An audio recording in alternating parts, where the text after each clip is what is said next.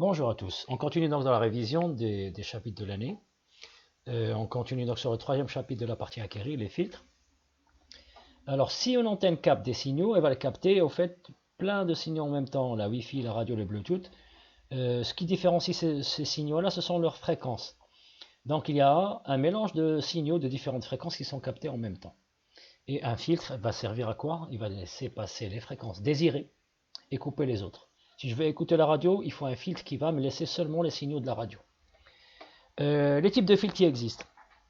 Le passo, alors ce sont les filtres de base, il va laisser passer les fréquences supérieures à une fréquence de référence qu'on appelle la fréquence de coupure. Le passe-bas, lui, il va laisser l'inverse, les fréquences inférieures à cette fréquence de coupure.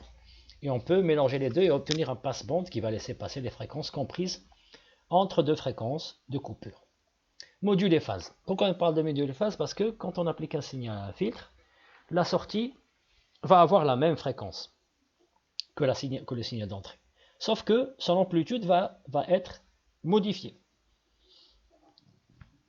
Mais non seulement ça, mais aussi il va être décalé par rapport au signal d'entrée. Ce qui fait qu'il y aura un déphasage. Donc un filtre, il va agir sur la valeur efficace du signal d'entrée et sur le décalage angulaire qui est à la face.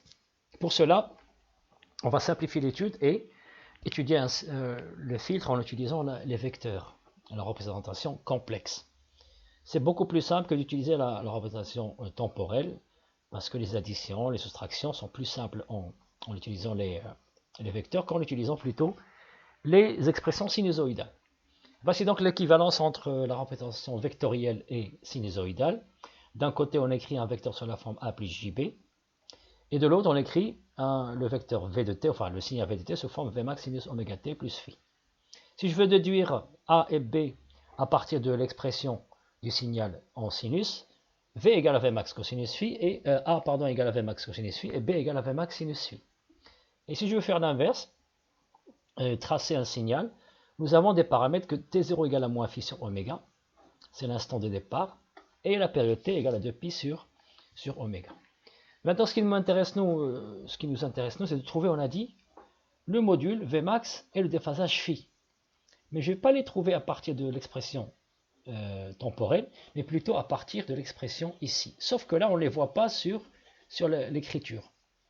Même si je connais les valeurs de A et B, il va falloir déduire Vmax et phi, justement. Comment est-ce qu'on fait ça? Eh bien, la définition du module, le module d'un vecteur, à partir de ce triangle qui est formé par le module par A et par B, théorème de Pythagore, Vmax égale à la racine carrée de A au carré plus B au carré.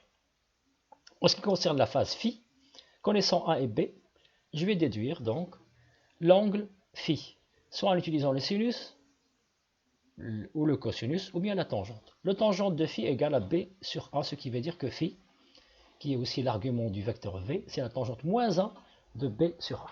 Voici les définitions. Maintenant, il suffit de les appliquer sur un montage. On va commencer par un montage à base d'amplificateur opérationnel, un filtre passe-bas. Si vous regardez bien le montage et si vous enlevez le condensateur, vous vous retrouvez avec un amplificateur inverseur. La sortie est reliée vers le moins et l'entrée est reliée vers le plus. Là, on a rajouté le condensateur parce que lui, il va avoir une impédance qui dépend de la fréquence et qui dépend donc de oméga. Ce qui veut dire que le rapport VS sur VE n'est pas constant. Ce n'est pas moins R2 sur R1 comme on a vu dans les amplificateurs, mais il va y avoir un terme supplémentaire qui dépend de la fréquence grâce au condensateur C. Pour l'étude, on va d'abord trouver la fonction de transfert, le rapport complexe entre VS et VE. Comment on fait? Comme on fait d'habitude, on a dit qu'on a un amplificateur opérationnel qui fonctionne en mode linéaire, donc E- est égal à E+. Il va falloir trouver l'expression de E-, puisque E+, c'est facile, E+ égale à 0. Pour E-, on va utiliser le théorème de Millman, puisqu'on a 3 dipôles, même s'ils sont alimentés tous les deux par 2 tensions, mais pour simplifier le calcul, j'ai utilisé Millman. Vs sur R2 plus Vs sur Zc, plus Ve sur R1, le tout sur 1 sur R2 plus 1 sur Zc plus 1 sur R1 est égal à 0. Je vais éliminer le dénominateur parce que A sur B égale à 0, ça veut dire que A égale à 0. Le A, le voici.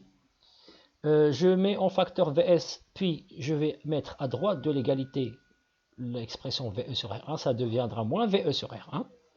Maintenant, il faut diviser Vs par Ve pour obtenir AV.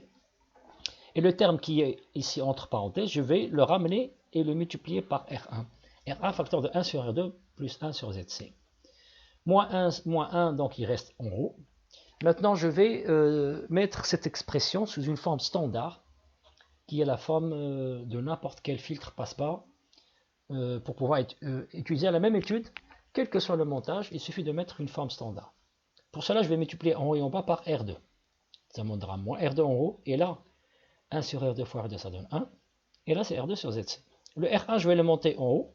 Ça me donnera moins R2 sur R1. Et en même temps, je remplace ZC par 1 sur JC oméga. Ce qui veut dire 1 sur ZC, je la remplace par JC oméga. Ça nous donne donc moins R2 sur 1, le tout sur 1 plus J R2 C oméga. Ce n'est pas la forme standard, puisque la forme standard, c'est la voici. AV0 sur 1 plus J oméga sur oméga 0. Alors, en vert, c'est AV0. Et en bleu, R2 fois C égale à 1 sur oméga 0. Ce qui veut dire que oméga 0 égale à 1 sur R2 fois C. Là, c'est la première phase de l'étude, c'est-à-dire comment trouver tout simplement la transmittance. Et ce n'est pas suffisant. La transmittance, on a dit c'est un complexe. Et un complexe, pour l'étudier, il faut étudier son module et sa phase. Le module, c'est le module de AV, mais là on rajoute une autre notion du gain. Le gain, c'est égal à 20 logarithmes du module. On ne va pas rentrer dans les détails pourquoi est-ce qu'on a utilisé ceci. Je l'ai expliqué déjà une fois en cours, mais ça c'est une notion. Par définition, G égale à 20 log de AV. Je remplace le module de AV par AV0 sur 1 plus J oméga sur oméga 0. Là, on va avoir besoin de quelques notions de complexes. Le module de X sur Y est égal au module de X sur le module de Y. Je l'applique directement. Le module de AV0, c'est sa valeur absolue. Je vous rappelle que la racine carrée de A au carré, c'est la valeur absolue de A. Et la définition simple, la racine carrée de A au carré plus B au carré. Le A, c'est égal à 1 et le B égale oméga sur oméga 0. Je vais maintenant faire des rappels sur le logarithme. Le logarithme de A sur B, c'est le logarithme de A moins le logarithme de B. Ce qui me donne 20 log de AV moins 20 log de la racine carrée de 1 plus oméga sur oméga 0 au carré. Un autre rappel sur la racine. Le logarithme de la racine de x égale à 1 demi log de x. Parce que la racine de x, c'est x à la puissance 1 demi. Et x à la puissance y, le logarithme de x à la puissance y, c'est égal à y fois le logarithme de x. Je vais l'appliquer ici. Le 1 demi, je le multiplie par le 20, ça me donne moins 10. Et le terme ici, 20 log de AV0, je vais le remplacer par G0.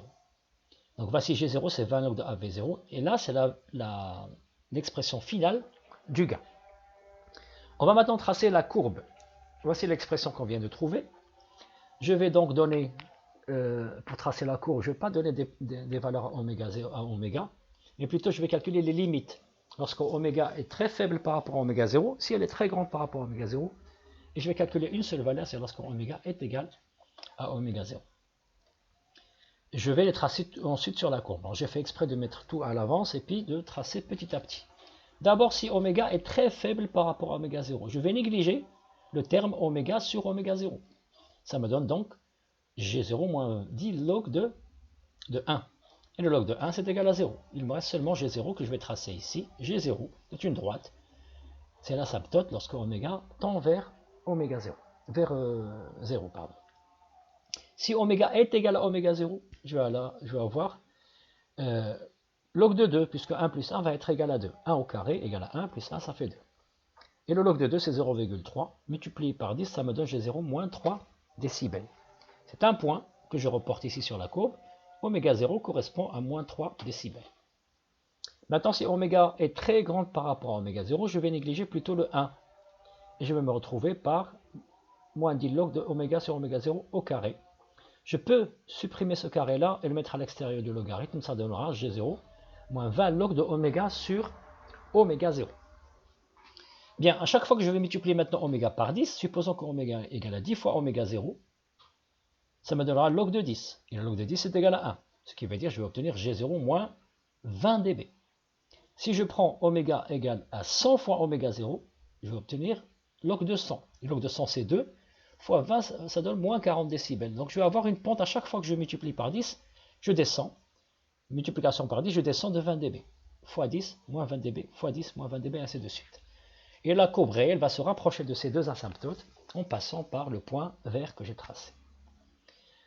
On passe maintenant à la phase. La phase, donc, c'est l'argument de AV. AV étant égal à AV0 sur 1 plus J oméga sur oméga 0. Je vous rappelle que l'argument de X sur Y égale l'argument de X moins l'argument de Y. Donc c'est l'argument de AV0 moins l'argument de 1 plus J oméga sur oméga 0. C'est-à-dire tangente moins 1 de 0 sur AV0. Donc là, la partie imaginaire de AV0 égale à 0. Et là, c'est la tangente moins 1 de oméga sur oméga 0 sur 1. J'ai fait exprès de ne pas simplifier, de ne pas enlever le 0 ni le 1, de ne pas enlever AV0 et de ne pas enlever le 1, pour préserver le signe de la partie sinus et de la partie cosinus, parce que la tangente est la même pour les angles dont les sinus et les cosinus sont opposés. Alors, tangente moins 1 de 0 sur AV0, à quoi est-ce qu'elle est égale 0, ça me donne soit un angle égal à 0, soit un angle égal à plus pi, plus ou moins pi. Ça va dépendre du signe de AV0. Comme AV0 est négatif, donc je vais obtenir plus ou moins pi. Et je garde moins tangente moins 1 de oméga sur oméga 0 sur 1. Je vais maintenant tracer comme tout à l'heure les asymptotes, calculer les limites et tracer les asymptotes, tout en rappelant le cercle trigonométrique avec l'axe et tangente pour en déduire l'angle. Première approximation. Si oméga est très faible par rapport à oméga 0, ça me donnera 0 ici. Pi moins tangente moins 1 de 0 sur 1. C'est quel angle? C'est un angle égal à 0, puisque ici, le cosinus est positif, et non pas négatif comme pour tout à l'heure AV0. Donc ça me donnera pi moins 0, ça me donne pi. Lorsque oméga est égal... Alors je vais le tracer d'abord ici, sur la courbe, la voici, asymptote à pi. Lorsque oméga est égal à oméga 0, on va obtenir tangente moins 1 de 1 sur 1. Et 1 sur 1, ça me donne 1 avec sinus et cosinus positifs, c'est-à-dire pi moins pi sur 4, ça donne 3 pi sur 4. C'est ce point-là au milieu. Et si oméga est très grande par rapport à oméga 0, ça va tendre vers l'infini positivement. Donc l'infini, c'est l'angle qui a une tangente infinie, c'est plus pi sur 2. Pi moins pi sur 2, ça me donne pi sur 2, c'est cette asymptote-là. Je vais rejoindre maintenant la courbe réelle qui tend vers les deux asymptotes en passant par 3 pi sur 4. Voici donc la courbe du déphasage pour un filtre passe-bas. Je vous remercie. Je ferai une deuxième vidéo pour le filtre passe-haut, plus les exercices tirés du sujet du baccalauréat. Merci.